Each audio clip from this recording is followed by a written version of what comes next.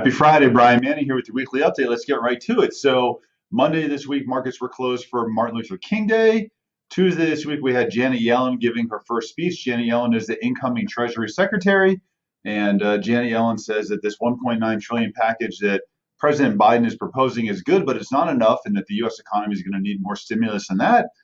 Certainly, Janet Yellen is going to be one of the most influential people brought into this cabinet, and we're going to have to watch her closely because she is definitely going to have a rather significant impact on the U.S. economy and what she's doing. So let's keep an eye on Janet Yellen. She's certainly one we were watching before when she was the president of the Federal Reserve, and now she's back again, and we love to see it. Also, we had stocks just continuing on fire, but what's interesting is that the Citigroup Euphoric Index is at an all-time high. So this index measures how excited investors are, and it's at an all-time high, which is just unbelievable. And if you watch the stock markets, they just keep going up and up and up. So, if we look at history, and we're going to talk about this more in just a few minutes, but, historically, history is going to show us that, after you have big run-ups, eventually there has to be a correction someplace. So we'll wait and see what happens. Wednesday this week, we got President Biden and the inauguration, which is just a really wonderful inauguration to see. And, I think it's just amazing to see that there's a goal right now of 100 million vaccines in 100 days. And even if they don't hit that, that's okay. Here we are in a U.S. economy with 10 million unemployed people. So certainly all of this work and effort in getting vaccines out there, and if there was a possibility of vaccinating 100 million people, certainly everyone in this U.S. economy would really benefit from that. So good to see what they're trying to do there. Also this Wednesday and every single Wednesday, we get mortgage applications. If we look at purchases on a year-over-year basis, purchase applications, so this is new people applying for a mortgage, on a year-over-year basis is up 15%. So unbelievable just to continue seeing the strength in housing.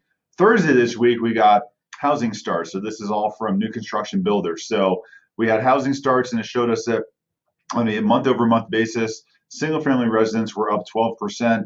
On a year-over-year basis, though, housing starts are up 28%. So builders trying to keep up with this demand, and inventory across the board is down significantly, and builders just doing everything they can.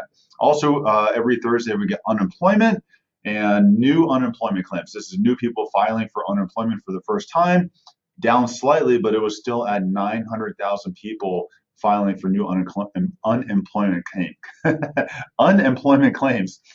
We talked about this last week, but pre-pandemic, we were running around 200,000 people per week, and we're at 900,000. So still very high numbers. Today, Blockbuster report existing home sales on a month-over-month basis. Existing home sales for the month of December were up 0.7%. On a year-over-year basis, existing home sales up 22%. Just phenomenal Blockbuster report, just still showing all the strength in the housing market. And just another update on inventory with existing home sales. Existing home sales show the inventory was down 23%. So mortgage applications up, existing home sales up, inventory is down. Everything is just leading into a really strong market. One thing I want to do today is just show you some information on some charts.